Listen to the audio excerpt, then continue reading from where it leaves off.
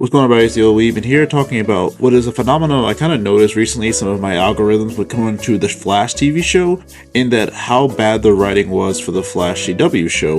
And it kind of highlights something I really didn't realize, is that a lot of overpowered characters, when put into media, you can really tell the difference when you have a good writer versus a bad writer, because the OP characters, for the story to function, usually have to be idiots. I mean, like, genuinely dumb in some capacity to have a story. Let's get into it.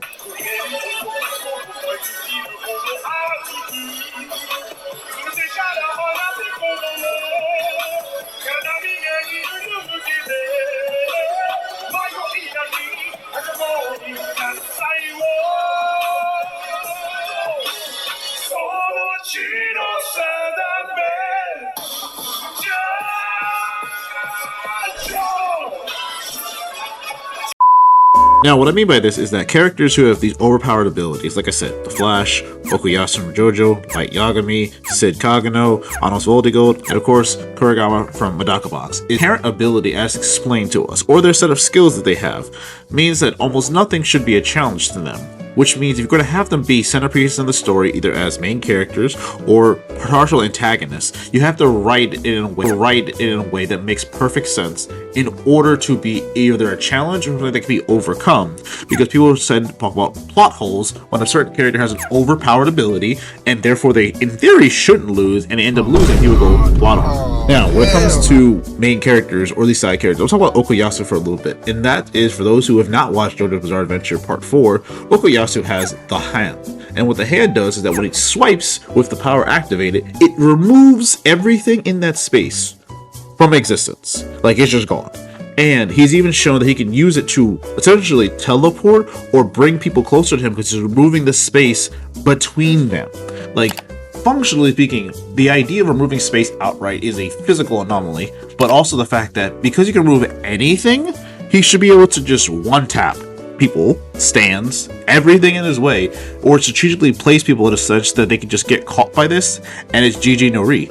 But the fact that Okuyasu is dumb with the way he kind of doesn't have strategy, he kind of brute forces his way in a very technical stand, or we say a very simple stand, because some of my friends have said the most simplest stands are some of the most deadliest stands. And when it comes down to it, the only reason Okuyasu is not a major powerhouse in even the JoJo fandom in terms of collective ability is because he's stupid. That's the entire reason, despite him having one of the strongest attacking stands in all of JoJo's.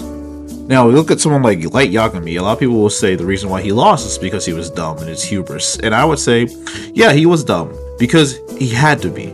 Because the functionality of that story comes down to the fact that Light's ego drives the plot in a way that helps the cat and mouse game with him and L. But if you think about it, if he had not simply acted on ego when it felt like he was being challenged from Lind L. Taylor, we wouldn't have a story. Now, I know people will probably push back on a lot of the critiques I have in this video when it comes to the idea of, well, how do you write a good story?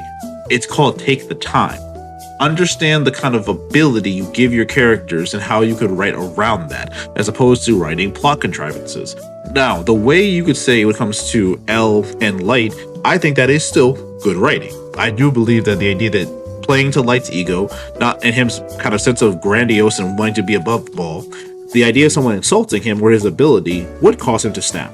It just shows you that when it's in the later part, when he's now 3 years older, almost in his early 20s, you think you would have less of a teenage reaction when someone kind of challenges his intelligence or plays a game of cat and mouse.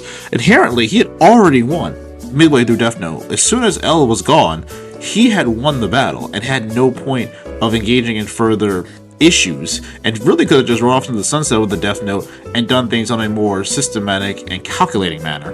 But he got absorbed into, again, the ego, the worship, everything that drives him to be the god of the new world. And you could say, yes, that is not really bad plot, that's not bad writing. It's like, yes, I don't believe that part is. I believe how he lost is the problem. It just seemed like it was a betrayal of the man who spent years battling someone who was on his intellectual level, and then he got sloppy just because. Now, Sid Kagano is one of my favorite isekai main characters in the last 5 years, with, Eminence and Shadow, and the way he kind of not realizes that everything he has said to the girls of Shadow Garden is 100% true and he doesn't know it or doesn't believe it and thinks they're all role-playing and LARPing. But given the sheer power he has and how he carries himself, I mean, don't forget, episode 5, he literally nukes a dude while monologuing.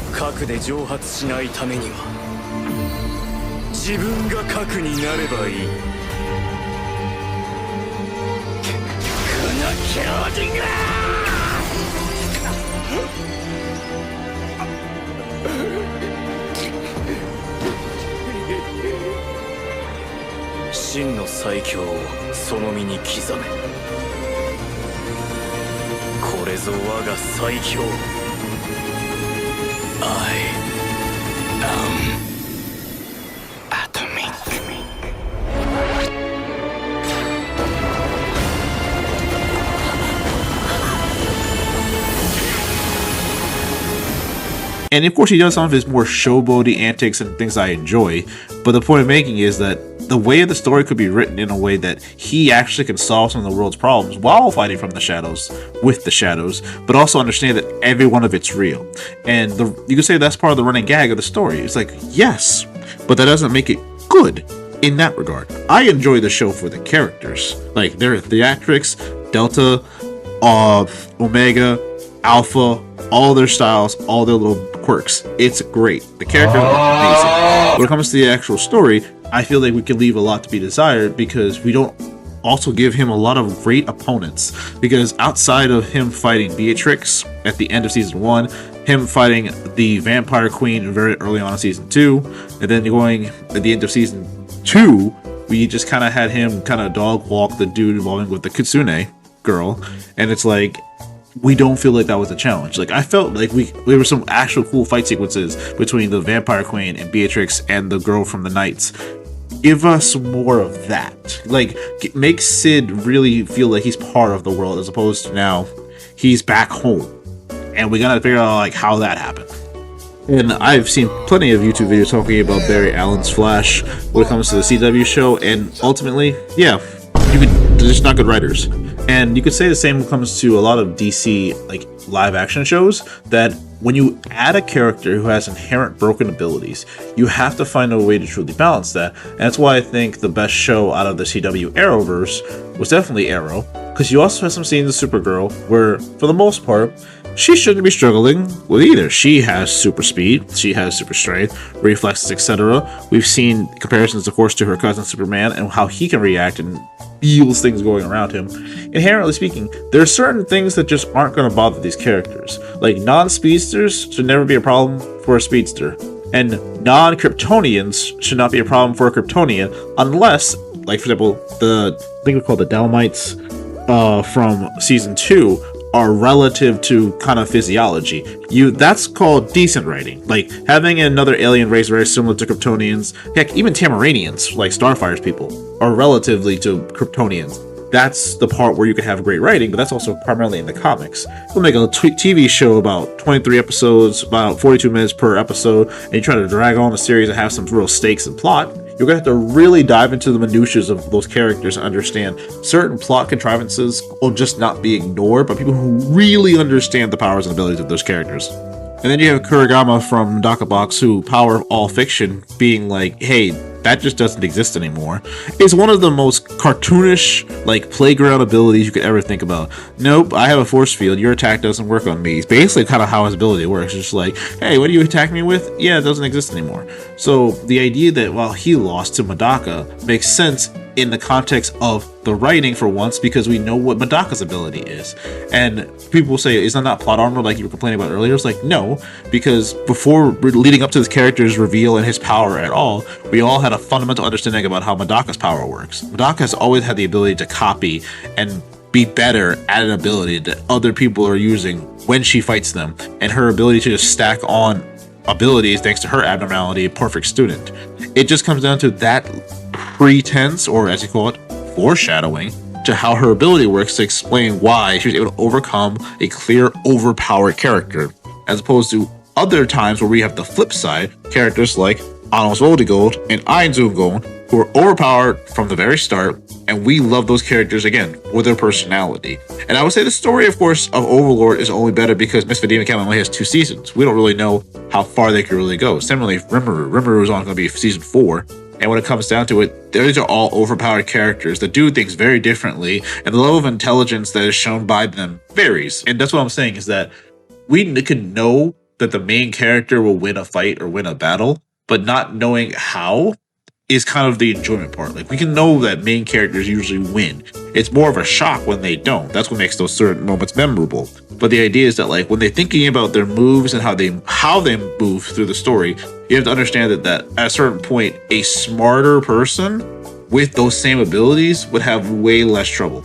There's a very mirror kind of idea behind what I'm speaking to, and it's that people in other animes or stories that are hyper intelligent but have no powers, people always kind of put the opposite of this person's insanely strong physically but has no powers. What would they be like in X-verse or X-universe or X-story? Like Yurijo Hama is a famous one example. What if he had Shock? What if he had Ki? What if he had Nen? What if he had whatever external power source you could think of?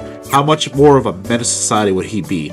And the same kind of holds true in genius characters like Johan, Light, Lelouch, even though Lelouch does have a power but it's not physically imposing, and a few other intelligent super smart characters, Ayano Koji, L. Like, the list can go on and on about characters who are super smart, super intelligent, but lack a certain set of powers or stats.